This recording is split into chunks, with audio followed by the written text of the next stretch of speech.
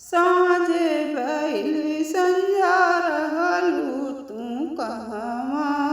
साँझी भइल संझा रहलू तू कहवा। रहलो में रहलो कवन मल के अंगना। रहलो में रहलो कवन मल के अंगना। गैया के गोबराली पल उनके अंगना। रहलो में गैया के गोबराली पल उनके अंगना। रहलो में रहलो उन्हीं के अंगना।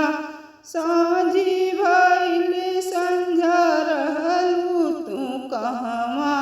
साँझी भइल संझा रहलू तू कहवा। रहलो में रहलो कवन मल के अंगना।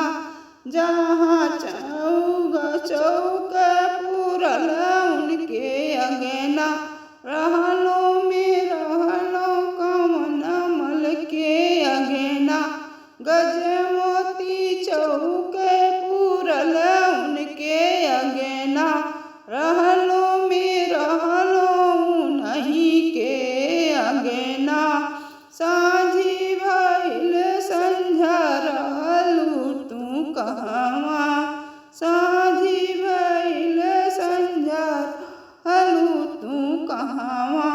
रहलो में रहलो कवन मल के अंगना। रहलो में रहलो कवन मल के अंगना। जहाँ घिउवा के दियना जलेला उनके अंगना। जहाँ घिउवा के दियना जलेला उनके अंगना। रहलो में रहलो उन्हीं के अंगना।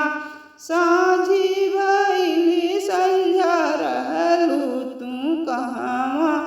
साँझी भइल संझा रहलू तू कहवा।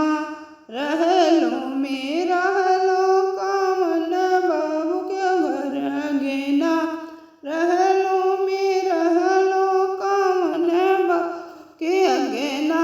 जहाँ 56 भोग परोसल उनके अंगना। 56 भोग परोसल उनके अंगना। रहलो में रहलो उन्हीं के अंगना। साँझे भइल संझा रहलू तू कहवा। साँझी भइल संझा रहलू तू कहवा।